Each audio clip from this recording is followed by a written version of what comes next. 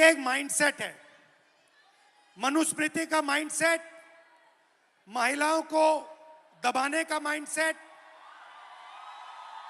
और मैं थोड़ी छोटी सी वीडियो आपको दिखाना चाहता हूं और फिर इसके बाद आपसे एक सवाल पूछना चाहता हूं।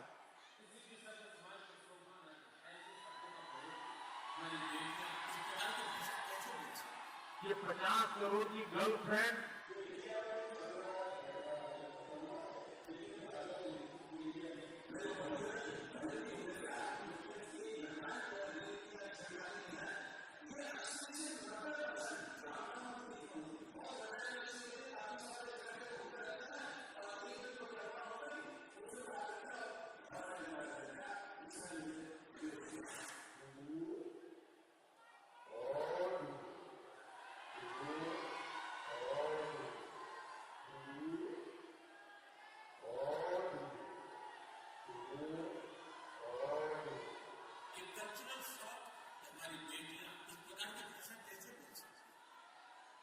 तो मेरा सवाल है और आपसे सवाल है कि जंतर मंतर में गालियां लड़कों ने भी दी और लड़कियों ने भी दी, बट प्रधानमंत्री कह रहे हैं कि गाली देना कल्चरल शॉक लगा हमें क्योंकि लड़कियों ने गाली दी। लड़के गाली दे तो कोई प्रॉब्लम नहीं है, उनके लिए अलाउड है, मगर अगर लड़की गाली दे तो कल्चरल शॉक है, शोभा नहीं देता। मोहन भगवत जी कहते हैं कि इंडिया में रेप होता है और भारत में रेप नहीं होता है। खट्टर जी कहते हैं कि 80% रेप महिला के कारण होते हैं। तो ये एक माइंडसेट है और ये इस माइंडसेट से लड़ाई चल रही है। माइंडसेट क्या है कि लड़की की एक जगह है, वो पिंजरे में बंद होनी चाहिए, उसका कंट्रोल रहना चाहिए, उसको काम नहीं करना चाहिए और लड़कों को फुल फ्रीडम मिलनी चाहिए। वो जो भी करना चाहे करें, गाली देनी है गाली दे, काम करना है काम करें। ऐसा हिंदुस्तान हम नहीं चाहते। उत्तर और दक्षिण दो अलग अलग दिशाएं हैं, ये आपस में कभी मिलती नहीं है। बिल्कुल यही भगवा ब्रिगेड और देश के साथ लग रहा है। मैं भेड़चाल वाले लोगों की बात नहीं कर रहा जो एक भेड़चाल में शामिल है, जैसे बॉलीवुड शामिल रहता है, एक कहानी परी फिल्में बनाता रहता है, सोचता है कि यही सफलता की गारंटी है। एक फिल्म चलती है, बाकी फिल्में पिटती चली जाती है क्योंकि उसमें कोई ज्यादा रद्दोबदल नहीं दिखता कहानी से। बस लोकेशन अलग, कॉस्ट्यूम अलग, एक्टर अलग, म्यूजिक अलग, और निर्माता निर्देशक सोचने लग जाते हैं कि ये फिल्म तो चलेगी। मगर पब्लिक बार बार एक ही चीज को कब तक देखेगी? यही हाल भगवा ब्रिगेड का है। इन्होंने 12 साल तक अपनी सोच को देश पर लादा। एक तबका इससे खुश है, मगर वो मेजॉरिटी में नहीं है जैसा देश में दिख रहा है। स्कूली छात्रों में, जेनजीज में आक्रोश है और आपके मुकदमे कायम है। आपने अपना किया वादा निभाया नहीं जो सीजेपी के नेताओं से किया था। आप तमाम राज्यों में यूट्यूबर्स को स्कूलों में जाने से रोक रहे हैं क्योंकि आपकी पोल खुलने लगी है।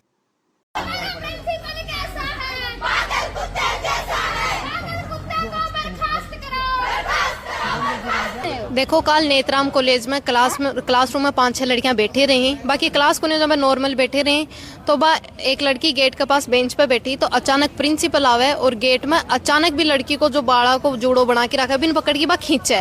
प्रिंसिपल ऐसा करने के बाद में लड़की भी चीज से बहुत ज्यादा घबरा जा है और वह हकी बकी हो जाएगी भी के साथ क्यों हो। बाद में प्रिंसिपल के बाद में भी लड़की के साथ दुर्व्यवहार तो हो भी के साथ भी बिन बोले कि यो कौन सो तरीको है बैठने को थे तारे घर जाके तारे माया का ऊपर भी यहीं बैठो के ऐ का शब्द यूज करे भी के अलावा भी बहुत कैंपस में जाए लड़की अगर सीढ़िया पर बैठी तो बन बोले तारा माँ बाप मर गए थे रांडाली जी आया कहीं बैठे हो आया का शब्द बन यूज करे तो भी चीज के खिलाफ मैं आज धरना पर बैठे हाँ। और हमारी मांग इतनी है कि प्रिंसिपल आवे लिखित में भी चीज की माफी मांगे और इस चीज से सुनिश्चित करे कि आगे से कॉलेज कैंपस में की कोई हरकत को नहीं होगी, क्योंकि कॉलेज कैंपस में अनुशासन बनाना जतो प्रिंसिपल को अधिकार है बतो अधिकार है कि कॉलेज कैंपस की हर एक छात्रा वो सुरक्षित महसूस करवावे। 94,000 स्कूल अभी तक बंद हो चुके हैं, 25 स्कूल रोजाना बंद होते हैं। शिक्षा व्यवस्था अव्यवस्था में बदल चुकी है। पंखा हवा दे रहा है क्या? लेकिन मैं कह रहा हूँ अगर नहीं दे रहा तो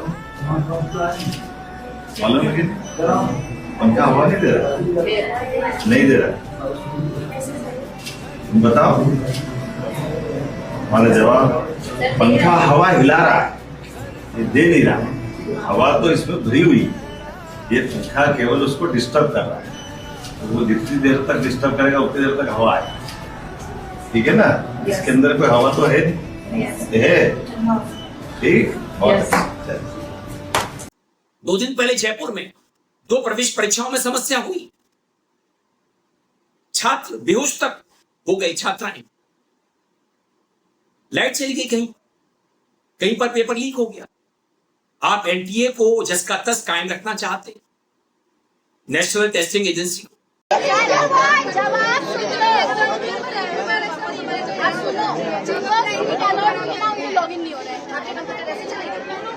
एग्जाम लेने लायक है होने के बावजूद टेक्निकल टीम क्या कर रही है, जवाब नहीं कर रहे लोगों के पास।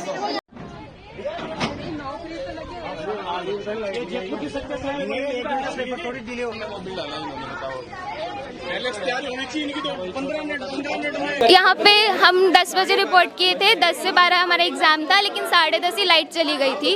उसके बाद हमारा एग्जाम नहीं हुआ, हम लोगों ने वेट किया 11:30-12 बजे तक भी हम लोगों ने वेट किया, लेकिन अभी तक लाइट नहीं आई। और जब यहाँ पे इन्होंने सिस्टम भी नहीं मेंटेन किया, सारा पेपर अब डिस्कस हो गया, तो अब कह रहे हैं कि बैठ के तुम अपना पेपर दे दो। तो क्या तरीका है इस चीज़ का? हम लोग पागल थोड़ी है जो साल भर लग के काम करते हैं, एक मार्क्स के लिए पेपर। हाँ, जाओ आप देखो, चालू है। हाँ, आप जाके देखिए। बड़े आरोप यहाँ पर लगाए जा रहे हैं कि जो पेपर है वो यहाँ पर अभी चालू अवस्था में है। एक बार आपको दिखाते हैं, इन जबरदस्ती सबको बैठा के ये देखिए यहाँ पर बड़े आरोप लगाए जा रहे हैं, पेपर अंदर चल नहीं रहा है, लेकिन देख सकते हैं जी भाई ऑनलाइन एग्जाम हो कोई भी हो, आप ये बताइए बच्चों की यहाँ पर हालत खराब पड़ी है, आप जवाब नहीं दे रहे। आप एक राष्ट्र एक चुनाव कराना चाहते हैं। बाबा रामदेव का ज्ञान हम सब जानते हैं, वो अच्छी दवाएं नहीं बना पाए, भ्रामक विज्ञापनों के सहारे उन्होंने अपनी आयुर्वेदिक दवाओं को बेचा, अदालत ने उन्हें लताड़ लगाई, भारी फाइन लगाया। तो वो जब दवा अच्छी नहीं बना सकते, उनमें धोखा देते हैं, तो वो एक राष्ट्र चुनाव की पैरवी कैसे कर सकते हैं? किससे शिक्षा व्यवस्था में सुधार आ जाएगा? जननी जन्मभूमि स्वर्गादि गरीय सीधा उपासक है। 1 नेशन 1 इलेक्शन से शिक्षा तंत्र में भी सुधार होगा, क्योंकि 6 महीने साल भर में इलेक्शन ही चलते रहते हैं, उससे और विकास योजनाएं भी बाधित होती हैं। तो 1 नेशन 1 इलेक्शन का होने से हमारे जो गुरुजन जो लगभग उनका 30% समय तो चुनाव कराने में लग जाता है, बच्चों को पढ़ाएंगे, देश आगे बढ़ेगा। और कुछ राजनेताओं को ऐसा लगता है कि स्टेट पार्टियां उनका कहीं मोक्ष ना हो जाए। इस देश का वोटर को आप उसको बेवकूफ मत समझिए, देश का वोटर बहुत समझदार है। स्टेट में किसको चुनना है, केंद्र में किसको चुनना है, और किसको कौन सी ऐसी पार्टी है जिसको स्टेट और जो है नेशन दोनों में एक साथ चुनना है, उसका निर्णय उसको करने दीजिए। आप अपने राजनीतिक तुच्छ स्वार्थों के लिए इस देश के हितों से समझौता नहीं कर सकते, इसलिए सब। तो स्वामी रामदेव अपने ज्ञान को अपने पास रखें। ये देश एक राष्ट्रीय चुनाव नहीं चाहता। जो समय खराब होने की बात है, दलील है, ये बेकार की बात है। इस देश में कितना पैसा बेकार किया जा रहा है, कितने लोगों के लोन माफ किए जा रहे हैं। पीएम केयर फंड का हिसाब नहीं है। देश को जरूरत है और पीएम केयर फंड ब्याज खा रहा है। तो नैरेटिव के सहारे आप कब तक चलेंगे? 24 का लोकसभा चुनाव आपके लिए एक सबक था। आप 400 पार नहीं कर सके थे, मगर अभी भी आप इस मुगालते में हैं कि आप सत्ता में बने रहेंगे। ये केंद्र प्रकालीन सत्ता में बने रहेंगे। आप जवाब नहीं देंगे, आप सत्ता में बने रहेंगे। नेता प्रतिपक्ष राहुल गांधी को संसद मार्ग के थाने में साहिल रोजक की एफआईआर कराने के लिए जिद करनी पड़ेगी, तब जाकर के एक एफआईआर होगी। एफआईआर से लेकर जजमेंट तक की पूरी प्रक्रिया ऑनलाइन हो जाएगी। 11:30 बजे आए, 7:15 हो गए, तब जाके एफआईआर फाइल की। ये न्यू दिल्ली, बिल्कुल दिल्ली के बीच में पुलिस स्टेशन है, यहाँ पे न्याय नहीं मिल रहा है। अब इमेजिन कीजिए गांव के किसी पुलिस स्टेशन में या छोटे से शहर के किसी पुलिस स्टेशन में क्या होता है। आपके इंचार्ज अमित शाह जी हैं,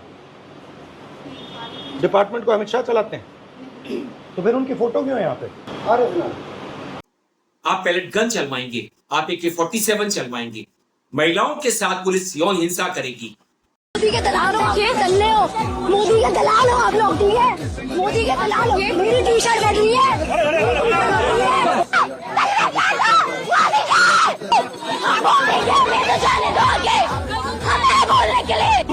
किस चीज के लिए लाइए? यहाँ पे पेशेंट अपने जो बच्चे हैं यहाँ पे बेहोश पड़ते जा रहे हैं और उनको नीचे लेता रहे, वहाँ पे पेशेंट को अपने जो स्टूडेंट को यहाँ से हलाया भी नहीं जा रहा है। ये दिल्ली पुलिस ये है कि आपका ये जो आपने अरेंजमेंट किया है, ये गंदा अरेंजमेंट आपने किया। ये सब कब तक चलता रहेगा? आप कब तक पब्लिक को रोकते रहेंगे, थामे रहेंगे, अपने नैरेटिव के सहारे उसे बहलाते रहेंगे? ये धर्मेंद्र प्रधान ने किया है। वो एजुकेशन मिनिस्टर है इस देश के। अगर इतने बड़े लेवल का करप्शन होता है जिसमें 22,80,000 स्टूडेंट्स अफेक्टेड हैं, तो धर्मेंद्र प्रधान ने ही ये किया है। उन्होंने ही एनटीए जैसे सिस्टम को इन प्लेस लाया, उसको लेजिटिमाइज किया है। बार बार एनटीए जो करप्शन करता है उसके ऊपर पर्दा डाला है, अपनी जिम्मेदारी से बचा है। एक ऐसा ऑल्टरनेट प्राइवेट कोचिंग का सिस्टम क्रिएट किया है जिसके तहत ये करप्शन पॉसिबल है। तमाम जगह पे जो लोग पकड़े जा रहे हैं, चाहे वो दिनेश बेनवाल हो या पिछले बार जो जय जालाराम ट्रस्ट राजस्थान में है जो सेंटर पे पाया गया था पेपर लीक के, ये तमाम संस्थानों का लिंक आपको भाजपा से मिल जाएगा। तो अगर इंक्वायरी करनी है, जिम्मेदारी पकड़नी है, तो भाजपा अपनी जिम्मेदारी पकड़े, धर्मेंद्र प्रधान अपनी जिम्मेदारी पकड़े और सब लोग इस्तीफा दें ऊपर से नीचे। आपने राष्ट्रीय महासचिव बना दिया स्मृति ईरानी को, आप मस्के को ले आए IT सेल में, अमित मालवीय को हटा करके। आप चाहते हैं कि आपके मंत्री स्कूल जाएं, कॉलेज जाएं, रील बनाएं, मीम्स बनाएं, छात्रों से राब्ता कायम करें। ये कैसे हो सकेगा? विचारधारा का इतना बड़ा फासला है। ये जनरेशन गैप का मामला नहीं है, ये विचारधारा के गैप का मामला है। इसे भगवा ब्रिगेड को समझना ही पड़ेगा। अगर RSS के तीसरे नंबर के अतुल लिमये कुछ कहेंगे, छात्रों को देशद्रोही बतलाएंगे और भागवत उन्हीं जेनजीज को सही ठहराएंगे, तो आप देश को कहां ले जाएंगे? हे आंदोलन अगेन्स्ट द कॉन्स्टिट्यूशन, संविधानाच्या विरोधातलं एक हत्यार म्हणून उपयोग केलेलं आंदोलन आहे। या अर्थाने बघा, अगेन्स्ट द नेशन, भारत विरोधातलं एक आंदोलन या अर्थाने उभं केलेलं आंदोलन आहे। या अर्थाने या शक्तीकडे आपण नीटपणे बघितलं पाहिजे। बेटा, तुमसे ना हो पाएगा। आप कहां ले जाना चाहते हैं देश को? क्योंकि देश में जैसा माहौल है, स्कूली बच्चे हों या हो छात्र, सभी आक्रोशित हैं। और अब तो आम जनता भी महंगाई से त्रस्त हो चुकी है। इथेनॉल की मार ने मारा, चीनी ने मार डाला। आप पॉलिसी बनाते हैं बिना सोच समझकर, बिना सोचे समझे। आप कहते थे एक दौर में कि मनमोहन सरकार पॉलिसी पैरालिसिस से ग्रस्त थी, मगर वो सरकार पॉलिसी पैरालिसिस से ग्रस्त नहीं थी, आप हैं। आपकी देश नीति हो या विदेश नीति, दोनों मोर्चों पर आप मुंह की खा रहे हैं। आप फेल होते जा रहे हैं। अमेरिका का भारत में दखल बढ़ता जा रहा है। आप मणिपुर को नहीं संभाल पा रहे हैं। आपने शिक्षा मंत्री बदल दिया, लेकिन मानसिकता तो नहीं बदली। एनटीए जस का तस है, वही प्रवेश परीक्षाएं कराएगा। कैसे कराएगा? आप शक्ति को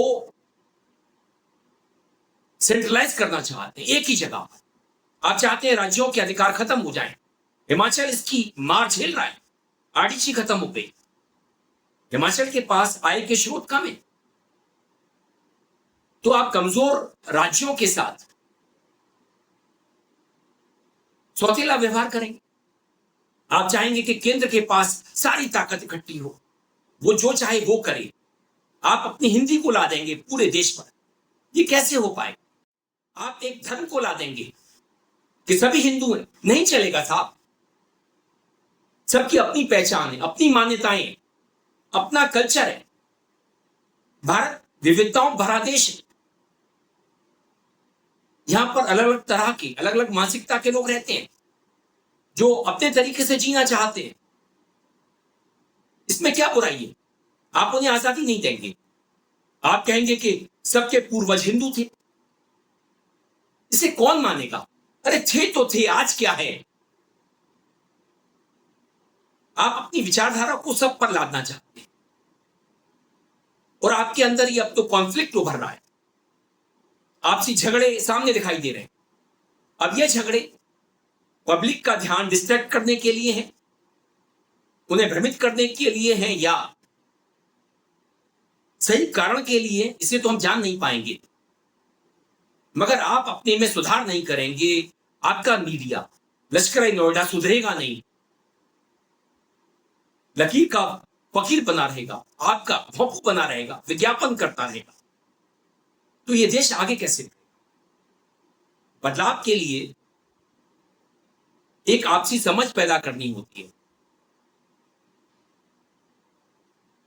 किसी नतीजे पर पहुंचना होता है। लेकिन उत्तर और दक्षिण, ये तो दिख रहा है ना, विचारधारा का भारी अंतर, भारी दूरी, बड़ा फासला। इसे पाटने की कोशिश नहीं करेंगे तो देश में जो माहौल है वो बिगड़ता चला जाएगा। आप पुलिस स्टेट कायम करने की कोशिश करेंगे, आप पुलिस के जरिए, सशस्त्र बलों के जरिए पब्लिक को काबू करने की कोशिश करेंगे, छात्रों को नियंत्रण में लेने की कोशिश करेंगे, तो ये नहीं हो सकेगा।